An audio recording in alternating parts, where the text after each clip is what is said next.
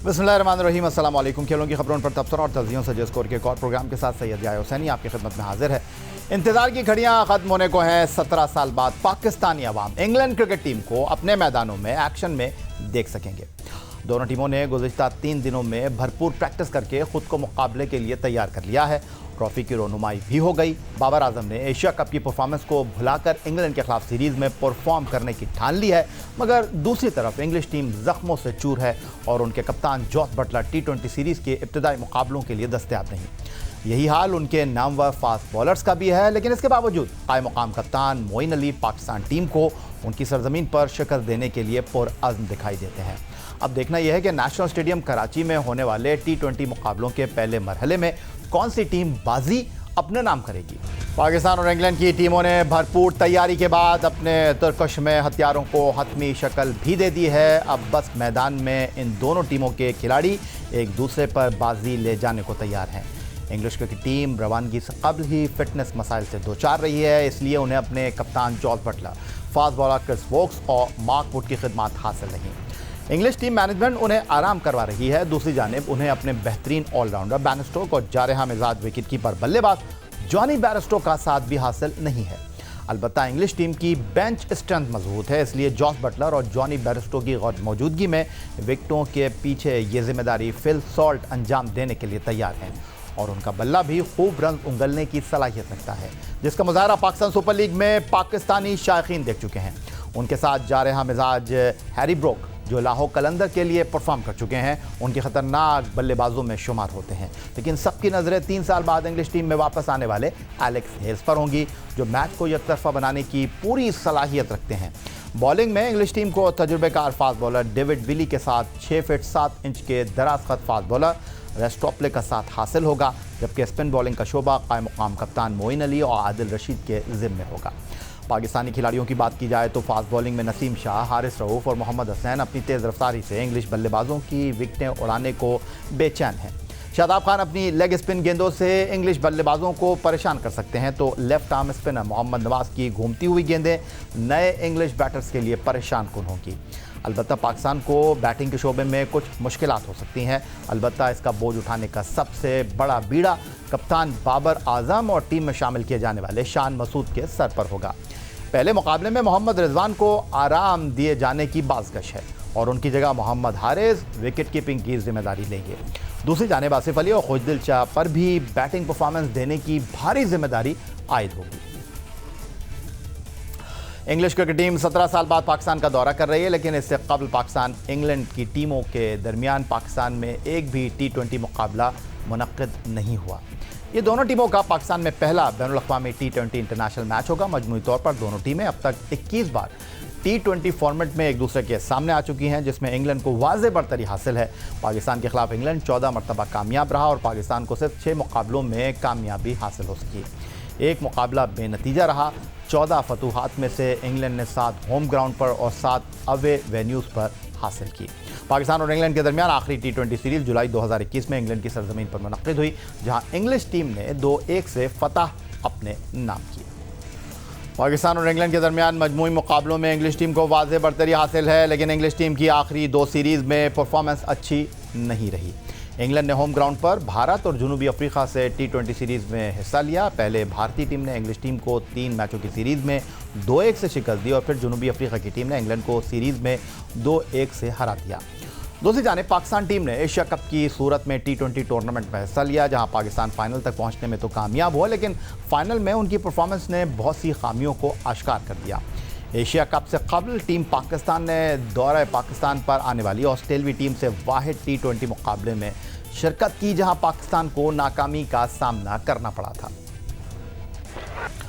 पाकिस्तान ने T20 international में बाबर आजम की क़यादत में खेलते हुए 47 मैच खेले, जिसमें 29 में कामयाबी मिली और 13 में नाकामी उसका मुक़द्दर बनी। इन तमाम मुकाबलों में पाकिस्तान बैटिंग की ओपनिंग जोड़ी का अहम किरदार रहा, जो कप्तान बाबर आजम और मोहम्मद रिजवान पर मुश्तमिल रही। लेकिन एशिया कप के आगाज़ से अब तक बाबर आजम की T20 में परफॉर्मेंस इंतहाई ख़राब रही है। वो एशिया कप में सिर्फ 11.33 की औसत से 68 रन स्कोर कर सके। इसी परफॉर्मेंस की वजह से बाबर आजम 2 साल बाद ICC की T20 रैंकिंग में पहली पोजीशन से हाथ धो बैठे। इसलिए इंग्लैंड के खिलाफ T20 सीरीज़ में सबकी नज़रें बाबर आजम पर मरकूज़ होंगी। दूसरी जानिब उनके partner Mohammad Rizwan Asia cup में 281 रन बनाकर टॉप स्कोरर रहे और बाबर आजम से रैंकिंग में पहली पोजीशन भी छीन कर ले गए। लेकिन एशिया कप के फाइनल में श्रीलंका के खिलाफ उनकी इनिंग्स पर शदीद तनकीद हो रही है, जिसमें वो हदफ के ताक़ुब में विकेट बचाने के लिए सूरत हाल के मुताबिक ना खेले और दरकार 8 का रन रेट उनके आउट होने के बाद 15.5 तक पहुँच गया। दूसरी जानिब पाकिस्तान के डॉट गेंदे खेलने का तनासुब भी ज़्यादा रहा। फाइनल मैच में पाकिस्तान टीम ने मजमूई तौर पर 47 ऐसी गेंदें खेली जहां कोई रन ना बन सका, यानी तकरीबन 8 ओवर्स पाकिस्तानी बल्लेबाजों ने बगैर किसी रन के गुजार दिए। इनमें मोहम्मद रिजवान ने 14 और इफ्तिखार अहमद ने 11 डॉट गेंदें खेली। T20 सीरीज़ के आगाज़ से कबल पाकिस्तान क्रिकेट टीम के कप्तान बाबर आजम प्रेस कॉन्फ्रेंस के लिए मीडिया के सामने आए तो उनकी परफॉर्मेंस, डॉट गेंदों और स्लो खेलने के हवाले से सवालात हुए। लेकिन बाबर आजम ने यह मानने से इनकार कर दिया कि डॉट गेंदें एशिया कप फाइनल में शिकस्त की वजह बनी। उनका कहना था कि वो 2 साल से ऐसे ही खेल रहे हैं और इसी स्टाइल की बदौलत 200 रन के हदफ तक भी पहुंचे। एशिया कप में डॉट गेंदें ज़्यादा हुई, लेकिन ये शिकस्त की वजह नहीं है। देखें, बात फिर वही डिपेंड करता है आपका सिचुएशन के हिसाब से। बिल्कुल हमने ऐसी सिचुएशन में हमने 200 भी चेज़ किया और 200 किया भी है। वो इसी तरह से किया कि जब तक आप पार्टनरशिप करेंगे, जितना आप ऊपर वाले टॉप वाले लेके जाएंगे गेम को, जितना डीप लेके जाएंगे, आप 200 चेस भी कर सकते हैं और 200 कर भी सकते हैं। हाँ बिल्कुल, रेशो थोड़ा सा डॉट बॉल का थोड़ा सा एशिया कप में थोड़ा सा था, लेकिन ये नहीं है कि उसकी वजह से हम मैच हारे, ऐसा नहीं है। मेरे ख्याल से पास में जितनी भी परफॉर्मेंसेस हुई हैं वो इसी स्ट्राइक रेट से हुई है और इसी से हुई हैं। लेकिन ठीक है, एज अ टीम हमने इस पर बात की और कोशिश कर रहे हैं कि स्टेप अप करें इस चीज़ को और कंटिन्यू करें इस चीज़। एशिया कप के फाइनल में श्रीलंका के हाथों शिकस्त के बाद साबिक क्रिकेटर्स और क्रिकेट एक्सपर्ट ने पाकिस्तान के हदफ के ताक़ुब में ख़राब बल्लेबाजी पर तनकीद की। साबिक टेस्ट क्रिकेटर आकिब जावेद ने इंटरव्यू में कहा कि बाबर आजम एक मखसूस स्ट्राइक रेट से बैटिंग करते हैं। PSL में भी वो उन्हें जल्द आउट करने का नहीं सोचते क्योंकि वो कम स्ट्राइक रेट से बल्लेबाजी करते हैं। आकिब जावेद ने मजीद कहा था कि ये कैसे हो सकता है कि ओपनिंग बैट्समैन मोहम्मद रिजवान और मिडल ऑर्डर पर आने वाले इफ्तिखार अहमद 17 ओवर्स तक बैटिंग करें और पाकिस्तान मैच हार जाए। बन गया कि हमने ये 2 ओपनर्स रखने हैं। ये 2 ओपनर्स इफेक्टिव हैं, पर किधर है 150 160 के अंडर जो स्कोर है ये उसके लिए सूटेबल है। क्योंकि अगर आप जब हमारा कराची से कभी मैच होता है तो हम जब 180 या ऐसा टोटल होता है तो कभी ज़्यादा कोशिश नहीं की या ख्वाहिश नहीं की कि बाबर जल्दी आउट हो जाए, क्योंकि वो अपनी पेस से चलता है, वो फिर रन रेट एंड में बढ़ता जाता है। तो इसी तरह से रिजवान भी नो डाउट कि उसने PSL में बड़ा अच्छा खेला, लेकिन जब ये दोनों मिलके खेलते हैं तो ये एक ही तरह की आप परफॉर्मेंस इनकी आनी शुरू हो गई है। उस दिन भी अगर आप देखें तो वर्ल्ड कप एशिया कप का जो फाइनल है, ये कैसे हो सकता है कि आपका 4 नंबर बैट्समैन इफ्तिखार और रिजवान जो है ये 16 ओवर तक चले गए हैं और उनको ये एहसास ही नहीं हुआ कि ये एवरेज 8 से। पीर को होने वाली नेशनल स्टेडियम कराची की प्रेस कॉन्फ्रेंस में बाबर आजम से सहाफ़ी ने सवाल किया कि आकिब जावेद ने उनके बारे में कहा है कि उनका स्ट्राइक रेट अच्छा नहीं, जिस पर बाबर आजम ने कहा कि हर एक की अपनी राय होती है, लेकिन उन्हें सोचना चाहिए कि वो भी एक स्पोर्ट्समैन रहे हैं, वो भी जानते होंगे कि खेलते हुए कितना दबाव होता है। उनको लगता होगा कि उनको आउट ना करें, अच्छी बात है। मैं देखें, ये हर एक का अपना पॉइंट ऑफ व्यू होता है। मेरे ख्याल से कराची अभी मेरे ख्याल जितना हम पाकिस्तान पर बात रखेंगे उतना अच्छा है और लोगों की अपनी ओपिनियन होती है और ना उनकी हम सुनते हैं कि वो क्या कह रहे हैं, बाहर की बातें हम अंदर नहीं लाते और ना हम उनसे सुनते हैं, क्योंकि हर एक का अपना पॉइंट ऑफ व्यू होता है। और मेरे ख्याल से आप बात करें, लेकिन मेरे ख्याल से एज अ प्लेयर आप इन चीज़ों से गुजरे होते हैं, एज अ स्पोर्ट्स आप इन चीज़ों से गुजरे हैं और जितने भी प्लेयर्स हैं सब इन चीज़ों से गुजरे हैं। कितना मुश्किल होता है, कितना प्रेशर होता है और कितना रिस्पॉन्सिबिलिटी होती है। तो पर्सनल अटैक नहीं होने चाहिए। मैं ये नहीं कि मैं पूरी टीम की बात कर रहा हूँ, पर्सनल अटैक नहीं होने चाहिए। आप नॉर्मल डिस्कशन करें और उस पर बात करें और ना हम इन चीज़ों पर बॉदर कर रहे हैं कौन क्या बोल रहा है, कोई फ़र्क नहीं पड़ता। तो जनाब, सारे जवाब, सारी तनकीद, सारे सवालात, अब इनका वक्त खत्म हो जाता है क्योंकि एक्शन टाइम है। आज पाकिस्तान बनाम इंग्लैंड नेशनल स्टेडियम कराची पहले T20 की मेज़बानी करने जा रहा है और टॉस और मैच का नतीजा आपके साथ कल के प्रोग्राम में शेयर करेंगे। फिलहाल एक ब्रेक की तरफ मूव करेंगे। ब्रेक के बाद हमें ज्वाइन करेंगे जनाब पाकिस्तान क्रिकेट बोर्ड के director media and communication Samiul Hasan Burney. मिलते हैं ब्रेक के बाद। ब्रेक के बाद एक बार फिर कहेंगे आपको खुश आमदीद, और स्टूडियो में मैं ज्वाइन कर रहे हैं पाकिस्तान क्रिकेट बोर्ड के director media and communication Samiul Hasan Burney साहब। खुश आमदीद कहेंगे समीउल हसन बर्नी साहब आपको। और सबसे पहला सवाल मेरा आपसे ये है कि जियो न्यूज़ और पाकिस्तान क्रिकेट बोर्ड के दरमियान एक मुआहिदा हुआ है, मैं चाहूँगा कि आप थोड़ा सा उस हवाले से गुफ्तगू करें। या बहुत बहुत शुक्रिया शो पे दावत देने का। जी हाँ, ये कंटेंट राइट्स पार्टनरशिप का एक अरेंजमेंट है, एग्रीमेंट है।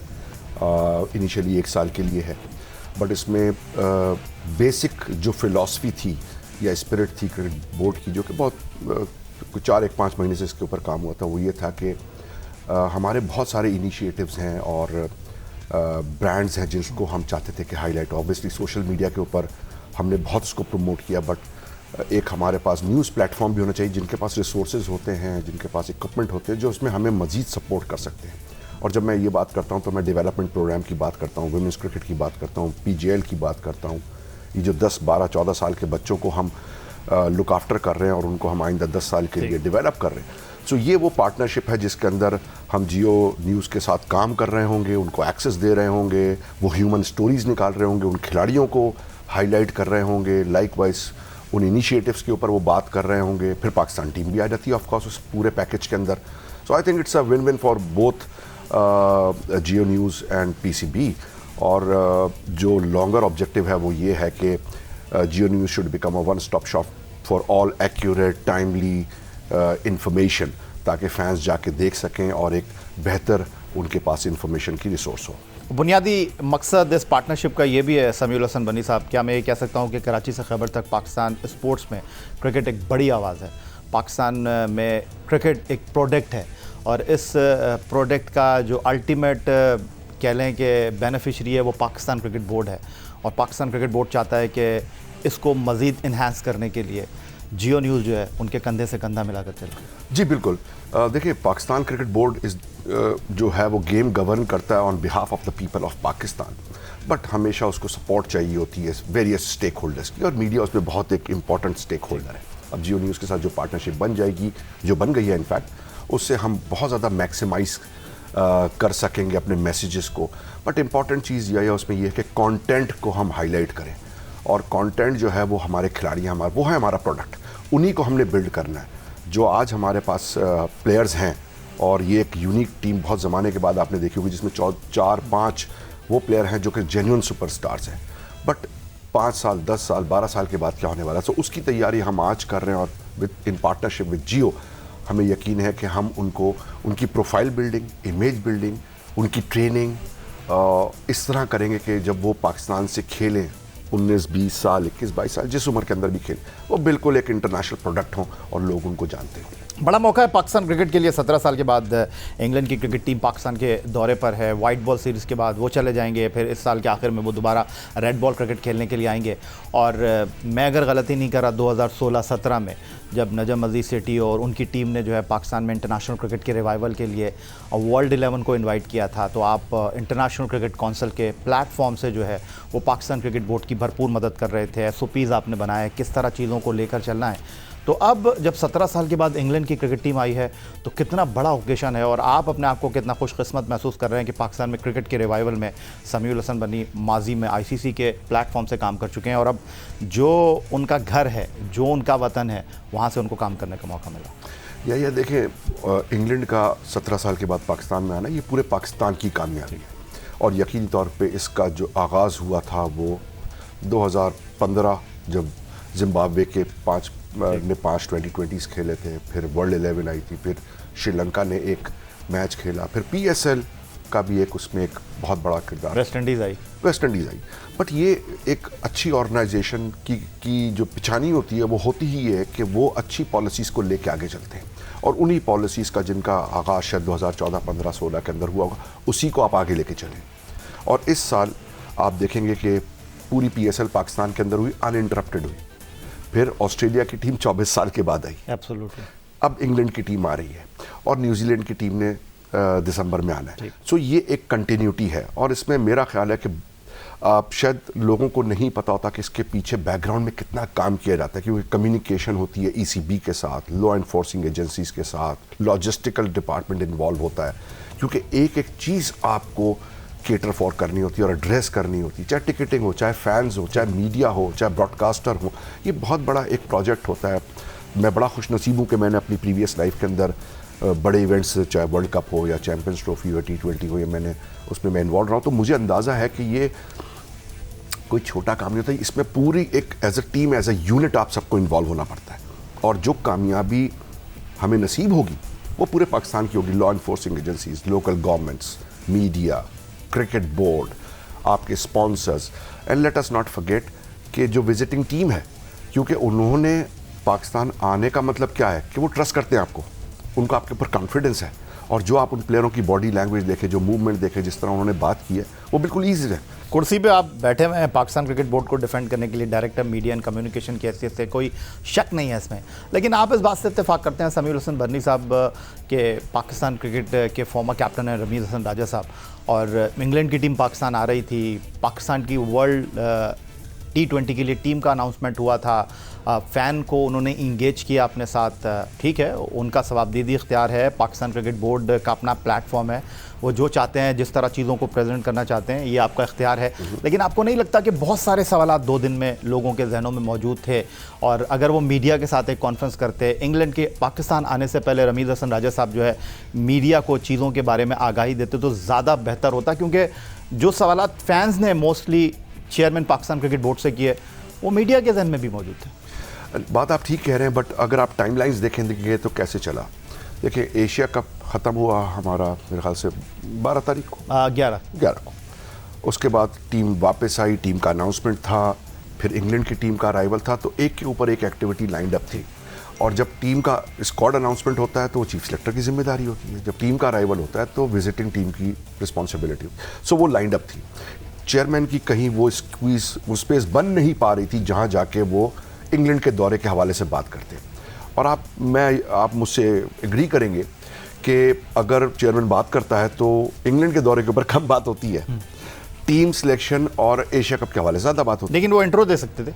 करेक्ट। तो यही एक अपॉर्चुनिटी देखी कि हम और आप दोनों फैंस ही कनेक्टेड हैं, so let us speak to the fans. और आपके सारे कॉलीग्स, मेरे सारे दोस्त जो मीडिया से ताल्लुक थे, वो सब कनेक्टेड थे उसके ऊपर। उन सब ने वो, और 90 मिनट का सेशन था, 105 मिनट का सेशन था, जो कि ओरिजिनली 60 मिनट का था। तो हमने उसको प्रोलॉन्ग किया, और जितने मैक्सिमम क्वेश्चंस हम ले सकते थे हमने वो सारे लिए। और आप उस बात को मेरे ख्याल से वाउच करेंगे कि इंग्लैंड दौरे के हवाले से कम सवाल हुए, टीम के सिलेक्शन के हवाले से या टीम की कारकर्दगी के हवाले से ज़्यादा सवाल हुए, और वही चेयरमैन ने डिफेंड किए। सो शायद यस, इंगेजमेंट बढ़ना चाहिए, बट इंगेजमेंट बढ़ाने के लिए कॉन्टेक्स्ट देखना पड़ता है। ऐसा नहीं है कि आप अननेसेसरी आ जाएं और बोलना। You have to share something with the media before you address them. उस टाइम के ऊपर मेरा नहीं ख्याल कि चेयरमैन के पास कोई ऐसी न्यूज़ थी जो कि वो मीडिया को दे सकते थे। और फिर चूंकि फैंस, एक बहुत बड़ा हमारा फ़ैन बेस है, आपकी वजह से, हमारी वजह से और दूसरे साथियों की वजह से, सो ये भी एक अच्छा चीज़ था कि कोई कनेक्शन भी रहना चाहिए, रिलेशनशिप भी रहना चाहिए, इंगेजमेंट भी रहना चाहिए। ये सोच के ये सेशन अरेंज किया। जाते जाते मुझे ये भी बता दीजिए समीर हुसैन बर्नी साहब, ये शाहीन शाह अफरीदी का क्या मामला है? पाकिस्तान क्रिकेट बोर्ड को बड़ा क्रिटिसिज्म इसके ऊपर सहना पड़ा, आप लोगों की तरफ से सिर्फ यही वजाहत आई जी एवरीथिंग इज़ ओके, लेकिन आपके स्टार क्रिकेटर शाहिद अफरीदी, जो कि आपके जूनियर लीग के मेंटोर भी हैं, उन्होंने माजी में भी क्रिकेट बोर्ड को लाया, इस बार तो झंझोड़ दिया। देखिए, शाहिद से मेरा आज का नहीं, मेरे ख्याल से 96 का ताल्लुक। बात हुई इसके बाद आपकी उनसे? बिल्कुल, और मेरी शाहिद आपने बोला उनको यार ये क्या कर दिया आपने? जो मेरी उनकी बात हुई मेरे ख्याल से वहीं तक रहने देते हैं। बट देखिए, बात ये, शाहिद ने एक पॉइंट ऑफ व्यू रेस किया, और देखिए उसके अंदर यस, क्योंकि कॉन्टेक्स्ट देखना चाहिए। उस टाइम के ऊपर टीम थी दुबई के अंदर, जो इतवार का दिन था, अपॉइंटमेंट जो था वो मंगल का था। जो यूके में जिन्होंने अपॉइंटमेंट्स लिए हैं उनको पता है कि ऑर्थोपीडिक सर्जन से अगर अपॉइंटमेंट अगर आपको 2 दिन में मिल जाए और अगर आप उसको मीट ना करें तो फिर 2 महीने बाद ही मिलता है। लेकिन मैंने सुना वो जो डॉक्टर साहब हैं वो आपको बहुत ज़्यादा लुक आफ्टर करते हैं पाकिस्तान क्रिकेट बोर्ड के खिलाड़ियों को, जो हमारे पैनल के ऊपर है, जो आपके पैनल के ऊपर है, इंग्लैंड के जो स्पेशलिस्ट डॉक्टर। जी, वो हमारे पैनल के ऊपर आज से नहीं है, वो बहुत दिनों से हैं, और हमारे माजी के बहुत सारे क्रिकेटर्स उनके पास जाके रीहैब करवा चुके हैं। जी बिल्कुल। सो और उन प्लेयरों की बहुत स्ट्रॉन्ग और पॉजिटिव फीडबैक आई। ठीक है। और आज के भी लड़के प्रेफर करते हैं उनके पास जाना। ठीक है। सो यस, जो एक कंफ्यूजन हुआ वो ये था कि इतना शॉर्ट टाइम था अपॉइंटमेंट मिलने के बाद से लेकर डिपार्चर का, इतवार का दिन और दुबई में ठीक। कि ये शाहीन से कहा कि तुम इसको बुक करा लो, हम तुम्हें रीइंबर्स कर देंगे। सो ये रीइंबर्समेंट के ऊपर चला गया, वो डॉक्टर जैब के घर के ऊपर फिर 3 दिन भी रहा। So he is being looked after. But एक पॉइंट था, उन्होंने वो उठा दिया। वील मेक श्योर कि हम अपने प्रोसेस को और मज़ीद इतना टाइट कर लें कि आइंदा इस किस्म का किसी भी प्लेयर के बारे में इस किस्म की बात ही ना है। बट मैं फिर ये बात कहना चाहता हूँ कि हमने पास्ट के अंदर भी हमारे जितने भी क्रिकेट बोर्ड्स हैं उन्होंने हमेशा खिलाड़ियों का को लुक आफ्टर ही किया। ये आज भी होगा, ये आइंदा भी होगा। Thank you very much Samiul Hasan Burney साहब, director media and communication Pakistan cricket board हमारे साथ मौजूद थे जनाब, और गुफ्तगू कर रहे थे। पाकिस्तान क्रिकेट टीम 7 T20 मैचों की सीरीज़ का पहला मरहला नेशनल स्टेडियम कराची में आज से शुरू करने जा रही है। 4 T20 मैच कराची और 3 T20 मैच कदाफी स्टेडियम लाहौर में मुनक्किद होना है। दैन उसके बाद पाकिस्तान टीम न्यूजीलैंड जाएगी ट्राई सीरीज़ खेलने के लिए, जहाँ मेज़बान न्यूजीलैंड के साथ तीसरी टीम बांग्लादेश होगी। एंड देन पाकिस्तान टीम की नेक्स्ट जर्नी होगी ICC वर्ल्ड T20 ऑस्ट्रेलिया की सरजमीन पर। तो आपको अपडेट करते रहेंगे, और पाकिस्तान क्रिकेट बोर्ड के हवाले से जो भी आपके जहन में खबर है, जो भी बात है, वो हम पाकिस्तान क्रिकेट बोर्ड के गोशगुजार करेंगे और आपको मिलेगा उसका जवाब। फिलहाल आज के इस प्रोग्राम में इतना ही। ट्विटर पर आप हमें फॉलो कर सकते हैं, फेसबुक पर हमारा पेज score.geo-news, जहां जाकर आप प्रोग्राम के क्लिप्स एक बार फिर देख सकते हैं, और आप हमें ईमेल कर सकते हैं, अपनी राय से आगाह कर सकते हैं score@geo.tv पर। इस दुआ, इस उम्मीद, इस तवक्को के साथ कि पाकिस्तान में खेल और खिलाड़ी तरक्की करते रहें, सैयद याह्या हुसैनी को स्कोर की पूरी टीम के साथ अगले प्रोग्राम तक के लिए इजाज़त दीजिए। अल्लाह हाफ़िज़।